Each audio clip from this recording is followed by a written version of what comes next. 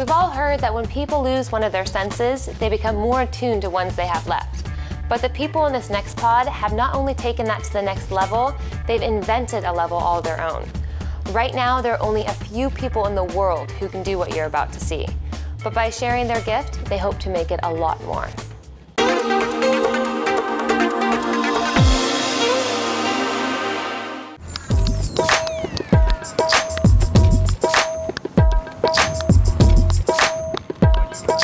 My eyes are completely prosthetic. They're completely fake.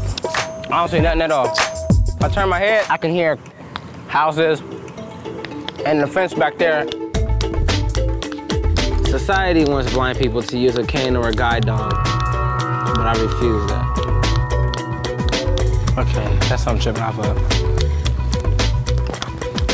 I see so many blind people and they're just so handicapped. They don't do anything. That's how I play when I play with everybody else.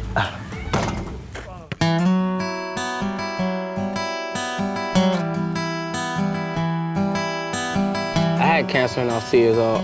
It was in one of my eyes and it spread to the other. And then, yeah, cancer in both eyes.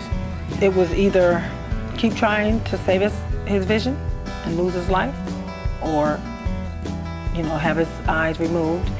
And that was just a very scary experience.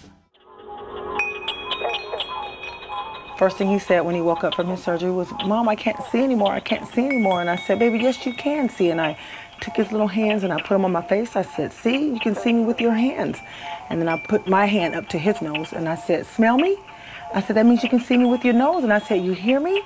You can see me with your ears." I said, "You can't use your eyes anymore, but you still have your hands and your nose and your ears." I told him he could still see.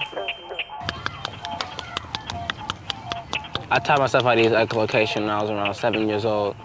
We were just in the lodge of camp, and then we were just making noises, like, you know, little funny noises little kids do.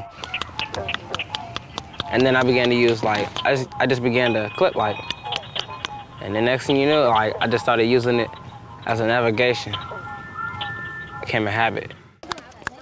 Willie! Willie! The weekend before school, I'll walk him and show him his points and how to get to school. Well, I told him, I said, "Ben, you know, gosh, it's one big street that you're gonna have to cross, which is Waterman, and it's got the 4 lanes, 2 going each way, and the suicide." I said, "Ben, all you gotta do is carry your cane, pull it out when you get at that street, and everybody will stop and you'll be able to cross the street, you know, because all the cars are gonna stop." He said, "Mom, you know I'm not using a cane.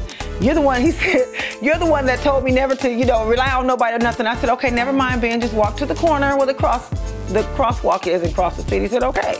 I said, "Oh Lord, what did I do to this kid, you know?"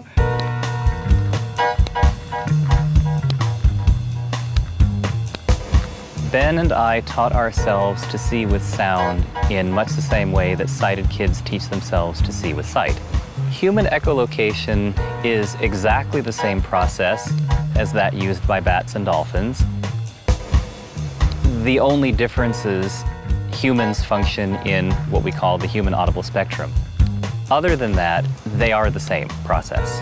Just as a camera takes a flash of its environment using light, so the human brain can take a flash of its environment using sound.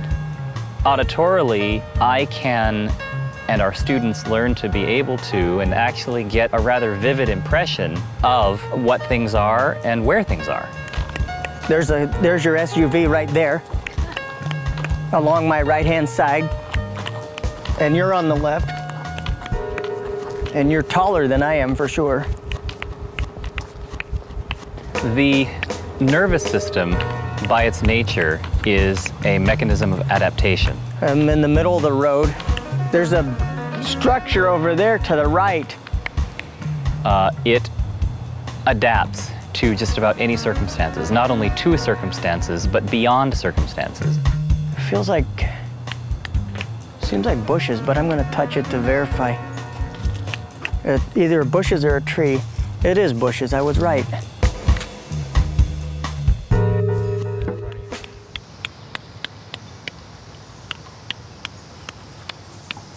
Looks like a small tree.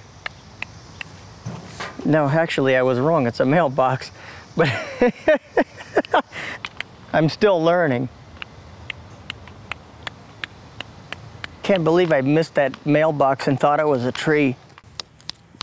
I do not consider myself disabled. I'm just like everybody else.